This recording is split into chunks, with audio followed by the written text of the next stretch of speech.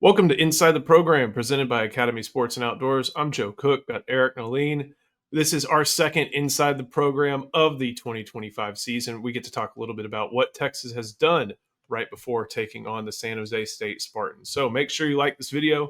Make sure you subscribe to the channel. We'll have a lot on here over the next couple of days, including more later today. Of course, pregame, postgame, and even some more aftermath coming after the game on Sunday. Make sure you head to InsideTexas.com. Join for just $1. That's the first link in our description. Get the best insight, the best analysis, best inside info, best recruiting intel. Become part of the best Texas Longhorns community and also get a full year of access to The Athletic for just $1. So go to that first link in the description. Part of going 1-0 this weekend, though, involves some notes on Arch Manning, the leader, and Arch Manning, the quarterback. We take a look at Grayson Littleton's bright future, not just this season, but going forward in his career. Talk a little bit about special teams and where that can improve. Is anyone out Saturday? And then we also get to look at some of the young players who should get some big opportunities this upcoming weekend. But got to start with Arch. A lot of some notes on Tuesday from you, some notes last night from you, Eric, just about how he's got stuff to work on, like everybody, as far as getting his mechanics right and also just getting his mind right as he tries to take Texas to another level. Yeah, one of the things we talked about in the spring, in August, but more so in the spring, was the fact that the offense was so young. It's forcing him to become a leader, more vocal, more have a better understanding of the entirety of the offense, because he's got to tell people where to be. He's got to kind of teach them their role at times. They have to make sure that they're on the same page. Now, I think that's expedited Arch's understanding of everything. But he's still coming to grips with, hey, I've got to do that. That's part of the job that I have, and then I've got to focus on myself. There's experience on offense, but they're young too. You got Parker Livingston starting for the first time. Wingo is still learning the ropes of becoming a complete wide receiver. The offensive line cohesion is the question mark coming in for them this season, which that's a mental strain on Arch for him to make sure he's on the same page with his new center. You got a number of players starting for the first time. So we're not making excuses for Arch. This is just all part of the process. He's gonna be fine. I think he's gonna be better for all this, probably better than he would be otherwise if he had much more experience around him. If they were guiding him, he's got a guide everywhere else. So that's part of it. I'm not making excuses for him in Ohio State. I'm just saying when you see some bumpy runs on the offense and see some inconsistencies, I think they're working through some of these issues. And that was a bit of a problem in practice this week. Cohesion just isn't quite there. Like we wrote about before Ohio State, they feel like the talent is in place all over, but they're still working on cohesion, particularly on the offensive line. But that's what these next three games are for. Had they played Ohio State fourth, we probably would have seen a lot cleaner performance from the offense, certainly from Arch. But he's still growing into his role. Now, as far as Arch and his mechanics, he was perfectly fine this week. There's no concerns. I think that was a one-off given the gravity of the situation, given some of the factors I just outlined. He had a lot on his plate, a lot of expectations, tough environment, and he didn't perform as well as he could have, as well as I expect him to in Florida. But the next few games are going to be perfect for him, kind of illustrating, getting his confidence back that, yes, he is a very skilled not mechanical, but he's got very good technique and mechanics when it comes to quarterbacking. I mean, this is the family that has the Manning Passing Academy. They had to be wondering, what the heck? That's not a very good commercial for our passing academy last week. He's going to be perfectly fine in that regard. But I'm really excited for this game for him to get right, get comfortable in the pocket, get that cohesion with the rest of the offense, but then also making plays when he's in between the whistles. Should be a lot of fun to watch how he bounces back. I bet that game at Ohio State was probably, this is an overused term, but it holds true, the most adversity he's gone through as a football player. So how does he get ready over these next three games? And it sounds like he did everything right over the course of the past week. Flipping over to the defensive side of the ball, we saw Grayson Littleton make some great plays. And if you watch Drew Kelson and Jet Bush on this channel, you saw them note just what he was able to do, not only against Jeremiah Smith, but running around Jelani McDonald in order to make a couple plays. Only got credited for one PBU, but was draped all over the receiver the next play. A lot of trust, and that trust is going to be seen not just in this upcoming season, in the rest of this season, but also maybe in the coming years that Grayson Littleton's on campus. Yeah, I don't think he's going to move this year just because he's so comfortable there already as a true freshman. But if you watch him just move on the field, he has such obvious corner traits that he's going to find himself on an island probably after Malik Muhammad leaves. If we anticipate Malik will probably leave after this year, that is going to be such a perfect, clean transition from Muhammad to the guy that was compared to Muhammad, only faster, in Littleton. Now, could we see him move to corner this year and perhaps Gilbo go to star? I wouldn't rule anything out, but they feel content with Gilbo competing with Kobe Black and just letting Littleton let it rip it at star. But I'm already talking to sources. It sounds like the plan is to move him to corner next year, and then they'll play Wardell Mack. They like Wardell Mack. Obviously, Wardell had a little hiccup this week, but Wardell Mack's a player. So if Wardell Mack is as good as they think he'll be, then moving Littleton out to corner makes a lot of sense. And the corners have a chance to be absolutely elite next year with Littleton, Kobe Black, and Cade Phillips. And you can't rule out Santana Wilson, Warren Roberson. I mean, just loaded. But it's going to be. I think there's going to be some fans going, "Why don't they just move Littleton out there at corner right now?"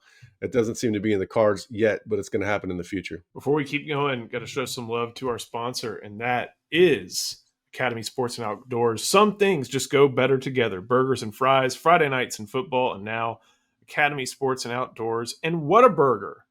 For a limited time, exclusive Academy and Whataburger tailgate gear is coming in hot. So fuel your pre- and post-game traditions with fan styles and game day gear that says, I tailgate like I mean it.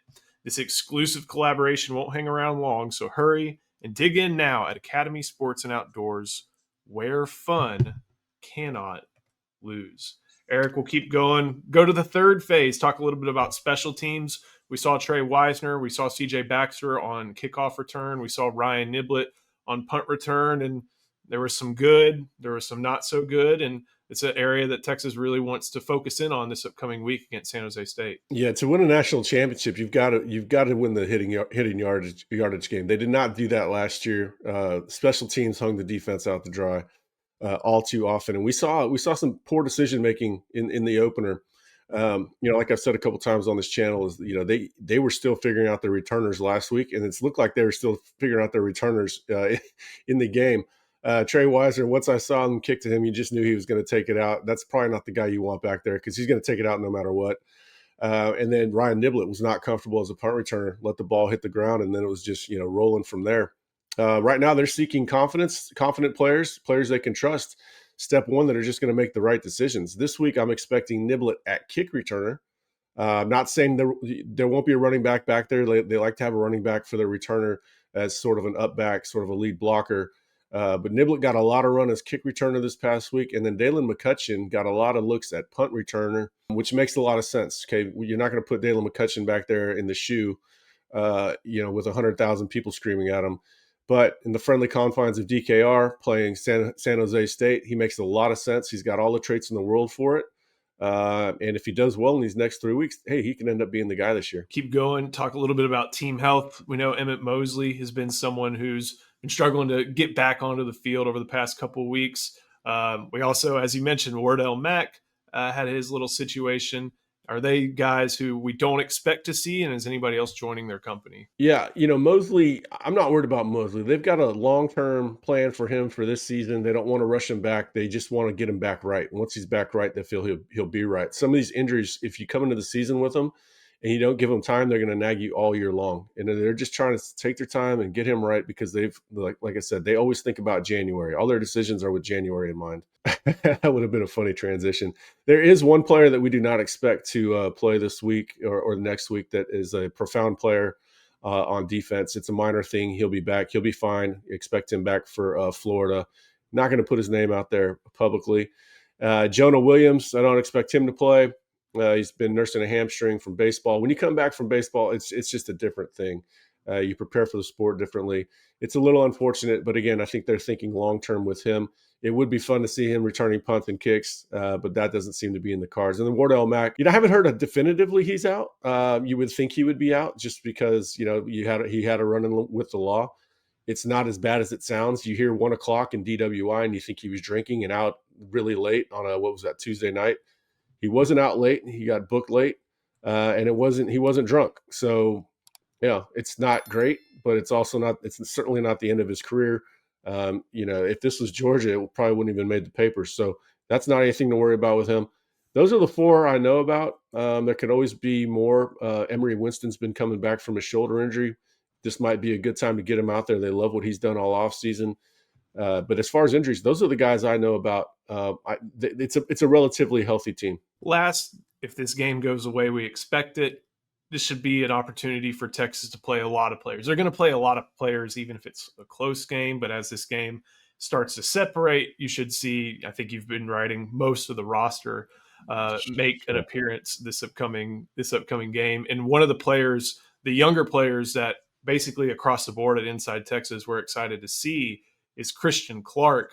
What's exciting about him finally getting some action, and maybe some other guys who have big opportunities this upcoming weekend? Yeah, this is a hard point to get across to the people that look at the raw stats, but they could have ran for 200 yards against Ohio State. They didn't force Ohio State out of their coverages. That's when you have a good running game.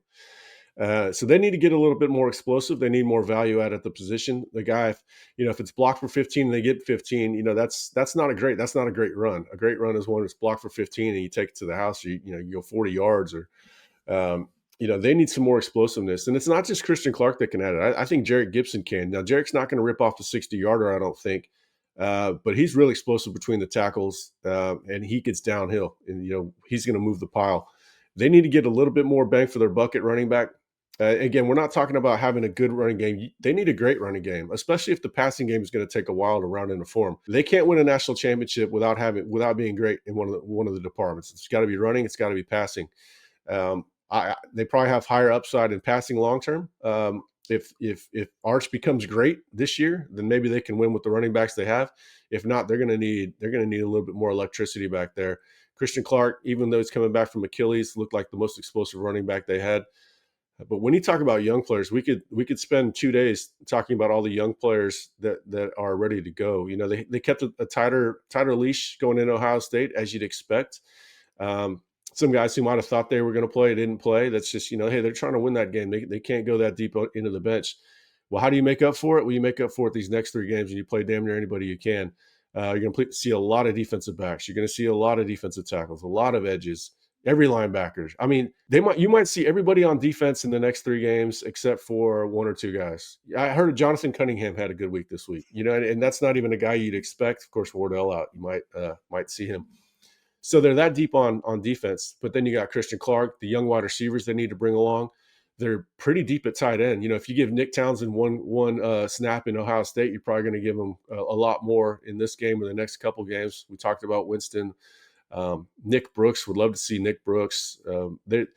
They just got to play all these guys, because you've got to not only get them experience, but you've got to reward them for their hard work, and you've got to work at the long game and try to keep them out of the portal. I'm excited for the secondary.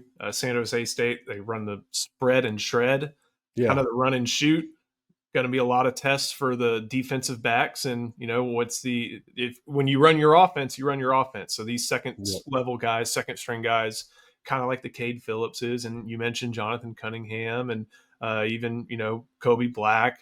Just thinking along those lines, Jordan Johnson Rubel, Xavier Filsaime, you're gonna have to make some plays, and you're gonna have to tackle. Well, I put in the roundtable the guys I was excited to see were the ones that I think are going to play a lot. One of the questions you asked in the roundtable is the young players you're excited to see. I mentioned both the running backs I talked about earlier, but also mentioned both safeties, because they do like to rotate their safeties. It's not going to be just a 3 deep rotation this year. Yeah, against Georgia, it'll probably be a 3 deep rotation, or unless one of those guys come on. There's a long way between now and November. But who are the guys that they're going to play a lot more? There's a big difference between playing Ohio State and playing Vanderbilt. Okay, they're going to play Jordan Johnson Rebel versus Vanderbilt. They're going to play a lot of these guys. It's a very deep team.